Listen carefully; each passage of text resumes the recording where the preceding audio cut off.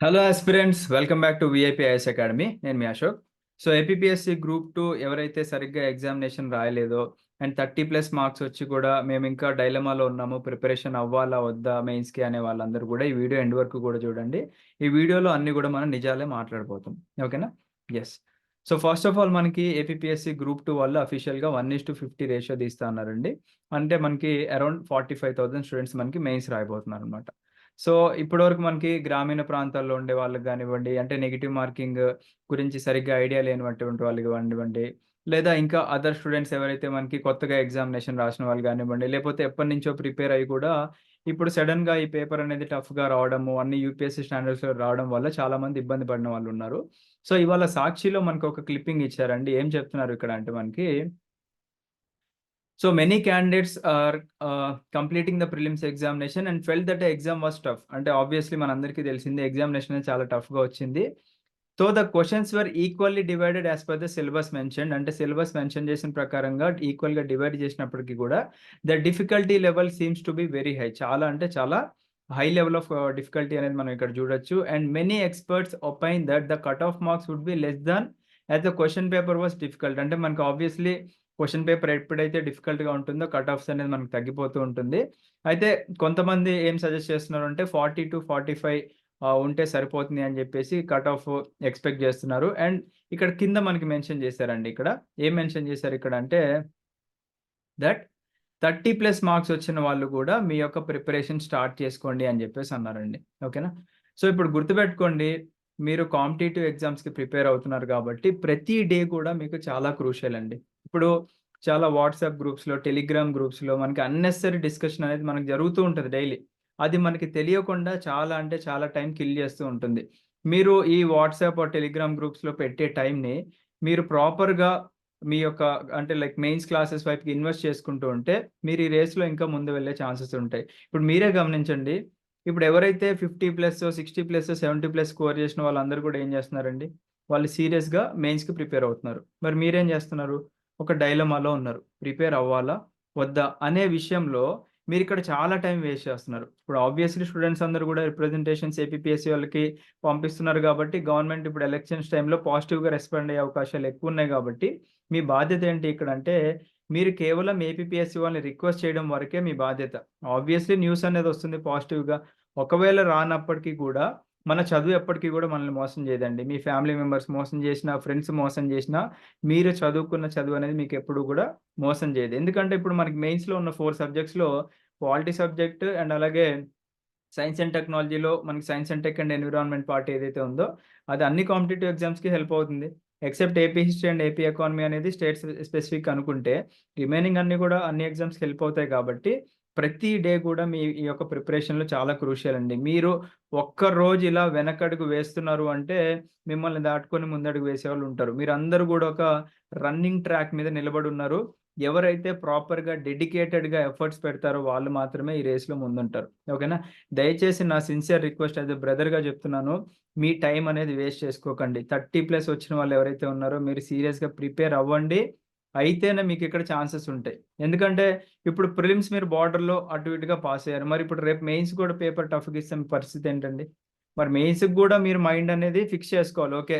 ప్రిలిమ్స్‌లో నేను దెబ్బతిని ఉన్నా కాబట్టి మెయిన్స్‌లో ఈసారి ఖచ్చితంగా క్లియర్ చేయాలి అనుకుంటే, ఇలాంటి వాట్సాప్ అండ్ టెలిగ్రామ్ గ్రూప్స్‌లో అన్నెసెసరీ డిస్కషన్స్ ఆపేసి సిన్సియర్‌గా ప్రిపేర్ అవ్వండి.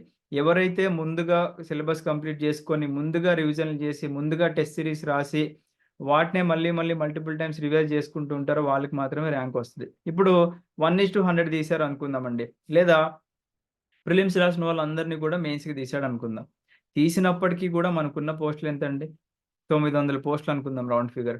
మరి 900 ఉద్యోగాలే వస్తాయి గానీ మిగతా వాళ్ళందరికీ ఉద్యోగాలు రావు గదా! మరి మిగతా వాళ్ళందరికీ గూడా ఉద్యోగాలు రావాలి అంటే మీరేం జేయాలి అంటే మీ ఇక్కడ డెడికేటెడ్ ఎఫర్ట్స్ అనేది పెట్టాలి. మీరు కన్సిస్టెన్సీ మెయింటైన్ జేయాలి. డైలీ 10-12 అవర్స్ ఆఫ్ ప్రిపరేషన్ నేను చేస్తాను అని జెప్పేసి మిమ్మల్ని మీకు ప్రామిస్ జేసుకోండి. మీ పేరెంట్స్ ఫోటోలు ఏవైతే ఉన్నాయో మీ యొక్క ప్రిపరేషన్ టేబుల్ మీద పెట్టుకోండి. వాటికంటే పెద్ద మోటివేషన్ ఏం లేదు. వాళ్ళెవరో మోటివేట్ చేయాలి, వీళ్ళెవరో మోటివేట్ జేయాలి అంటే ఈ రోజుల్లో వర్కౌట్ అవ్వదండి. మీ అంతట మీరు సెల్ఫ్ మోటివేటెడ్‌గా ఉండాలి. అండ్ క్వెషన్ పేపర్స్ గూడా మీరు చూస్తున్నారు గాబట్టి, ఆ స్టాండర్డ్స్‌కి తగ్గట్టుగా ప్రిపేర్ అవ్వాలండి. ఓకేనా? ఆ స్టాండర్డ్‌కి తగ్గట్టు ప్రిపేర్ అవుతేనే మనకు గూడా అవకాశాలనేవి చాలా ఎక్కువుంటాయన్నమాట. అండ్ నేను హార్ట్‌ఫుల్‌గా చెప్తున్నానండి. విఐపిఐఎస్ అకాడమీ టీమ్ పెట్టిన ఎఫర్ట్స్ వల్ల మనకి సొసైటీ, తర్వాత జియోగ్రఫీ అండ్ హిస్టరీలో 90 క్వెషన్స్‌లో 72 క్వెషన్స్ వచ్చాయండి. మేము చాలా గర్విస్తున్నాం అలా క్వెషన్స్ వచ్చినందుకు మన అకాడమీ నుంచి. ఎందుకంటే ప్రతీదీ కూడా కరెంట్ అఫైర్స్‌కి లింక్ చేసి క్లాసెస్ చెప్పాం కాబట్టి వచ్చినాయండి. ఓకేనా? సో, మీ ప్రిపరేషన్ కూడా మీరు యూపీఎస్సీ స్టాండర్డ్‌లో చేసుకోండి. అంతేగాని వాళ్ళెవరో బుక్ రాసారు, వీళ్ళెవరో బుక్ రాసారు. ఇప్పుడు మార్కెట్‌లో ఒక కొత్త బుక్ వస్తుంది అంటే అది ఎవరు రాస్తున్నారో తెలుసుకోండి. ఓకేనా? ఎవరు పడితే వాళ్ళు పుస్తకాలు రాసి వాళ్ళేదో డబ్బుల కోసం పుస్తకాలు అమ్ముకుండా ఉందామనే చూస్తున్నారు గానీ, ఇప్పుడు మీరు మొన్న ఏపీపీఎస్సీ గ్రూప్ 2 ప్రిలిమ్స్‌కి ప్రిపేర్ అయిన బుక్స్‌లో మీకు ఎన్ని క్వెషన్స్ వచ్చాయండి? మీరు గుండె మీద చేసుకొని చెప్పండి. ఎవరైతే యూపీఎస్సీ స్టాండర్డ్స్‌లో ప్రిపేర్ అయ్యారో వాళ్ళు మాత్రమే మంచి స్కోర్ చేయగలిగారనమాట. సో, మీ మైండ్‌ని మీరు కూడా తయారు చేసుకోండి. నేను యూపీఎస్సీ యుద్ధానికి వెళ్తున్నాను అని చెప్పేసి ప్రిపేర్ అవ్వండి. తెలుగు మీడియం వాళ్ళకి కూడా యూపీఎస్సీ స్టాండర్డ్ బుక్స్ ఉన్నాయి. ఇప్పుడు పాలిటీ లక్ష్మీకాంత్ 7థ్ ఎడిషన్ ఉంది. అది తెలుగు మీడియం కూడా ఉంది కాబట్టి మీరు హయ్యర్ స్టాండర్డ్ బుక్స్‌కి వెళ్తే మీకు క్వెషన్స్ అనేది ఎక్కువ రిఫ్లెక్ట్ అవుతూ ఉంటాయన్నమాట గ్రూప్ 2లో. అండ్ మీకు దాదాపుగా 4-5 మంత్స్ ఆఫ్ టైమ్ ఉంది కాబట్టి ఇప్పుడు మన గ్రూప్ 2 ప్రిలిమ్స్‌లో ఎన్‌సీఈఆర్‌టీస్ నుంచి చాలా క్వెషన్స్ వచ్చాయండి. ఓకేనా?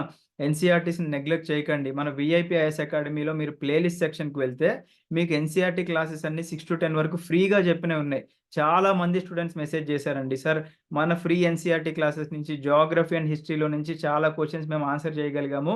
Because of your NCERT classes అని చెప్పేసి.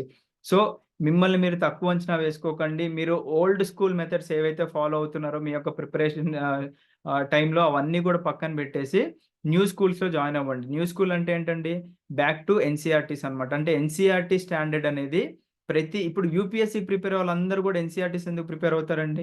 ఎన్‌సీఈఆర్‌టీస్ అనేది మనకి మంచి బేస్ ఇస్తుంది. దాని నుంచి చాలా క్వెషన్స్ వస్తాయన్నమాట మనకి.